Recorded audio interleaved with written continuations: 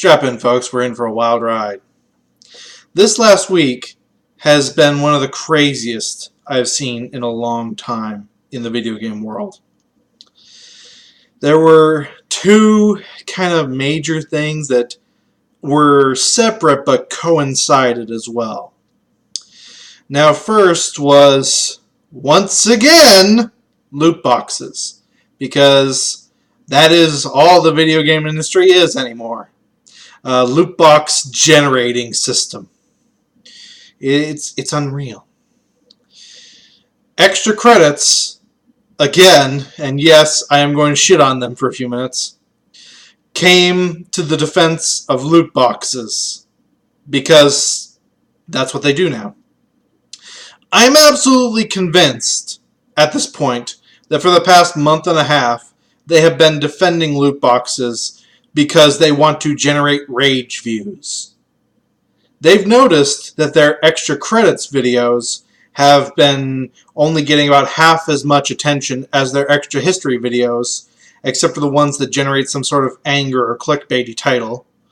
So they have now decided to focus entirely on this one subject that generates rage. That's got to be it. I don't believe it's anything else. I don't even believe that they are being paid to do this, because if I was a company and I was paying extra credits to then defend loot boxes, I would demand my money back at this point, because they are pissing more people off than they are helping the case of loot boxes. Every point that was made in their most recent video, it sounded like it was a I have been paid to say this to defend loot boxes kind of argument. It was so strawmanning. It was so badly argued. Just every point of it was so anti-consumer, so pro-corporation. And this wasn't even a devil's advocate thing that they were doing. This was, from the way it sounded and the way they were talking, their own viewpoint. But there was one bit in there that particularly just pissed me off. It was the idea that they said it was around the 3 minute and a half mark. They said that one argument that people use is, and this is used by the most racist, transphobic, homophobic, bigoted, etc. You know you're in for a fun one. Group that you can't ban me. I paid $300 into this game with loot boxes and microtransactions. You stole my money. I'm going to sue you. And they say this like it's a bad thing, because a company should apparently have the right to ban anyone from a game for no reason at all, and effectively take all their money for that.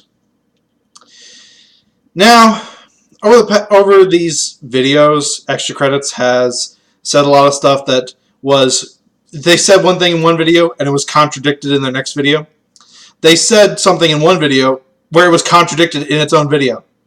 This point was made moot before the video even came out. Let me give you the story here. And this is the most well-known real-world example I can give, but there are so many others, I'm sure.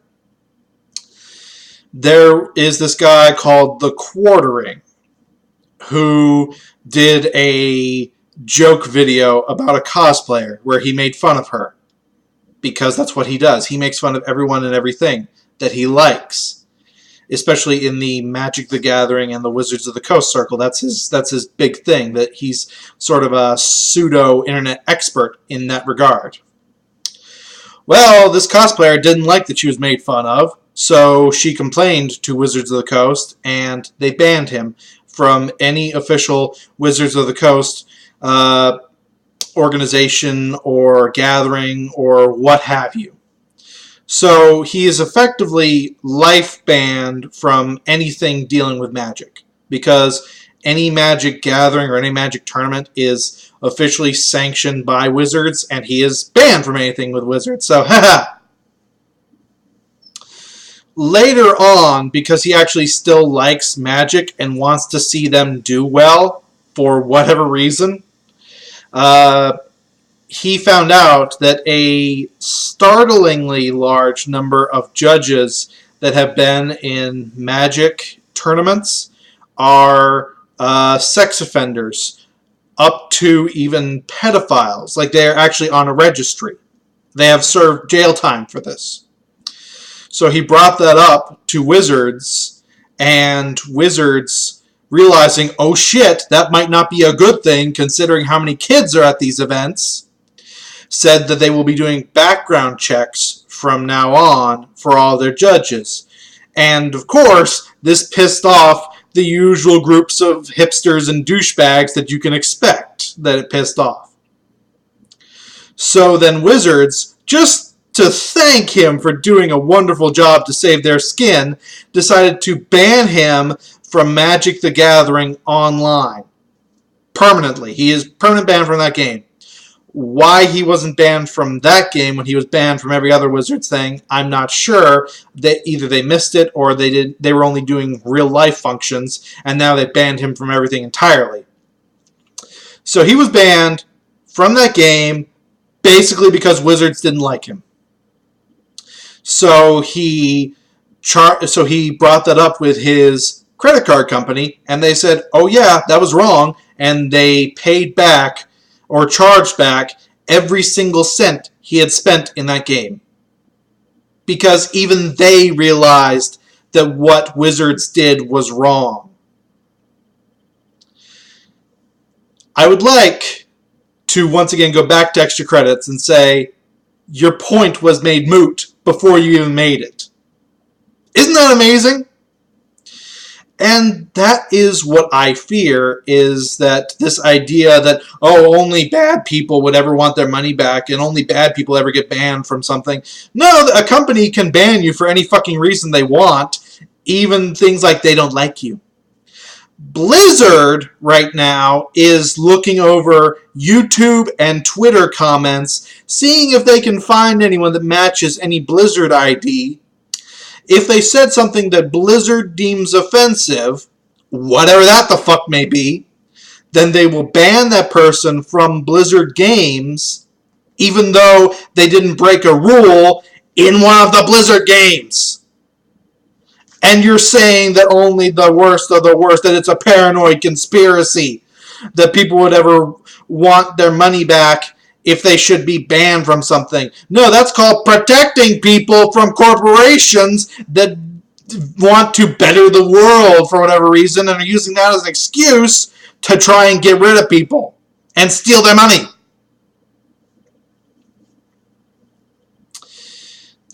I can't believe that I have to explain this.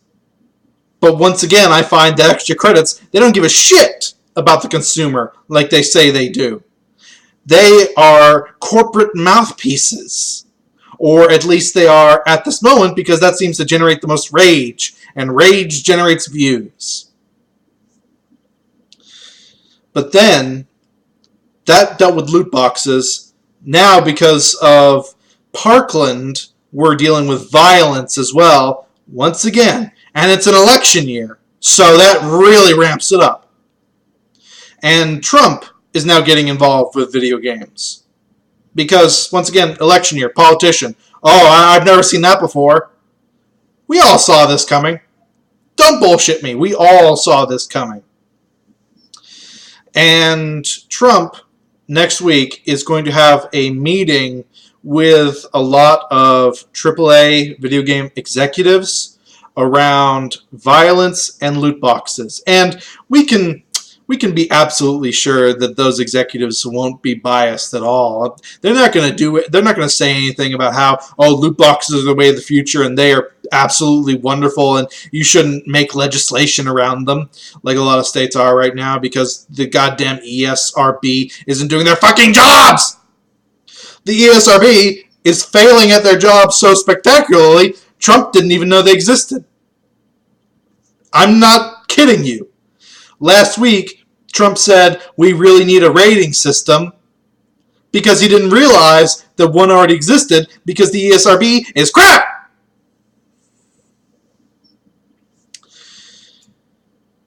It's been strange, though, watching the gaming media that for the longest time was, oh, video games cause sexism, video games cause violence, video games do this, video games do that.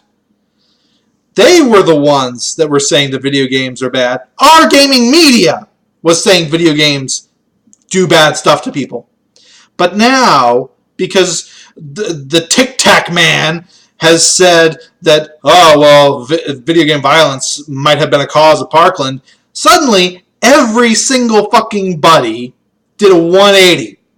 And now they're saying, oh no, video games have never done that. Look at all these studies.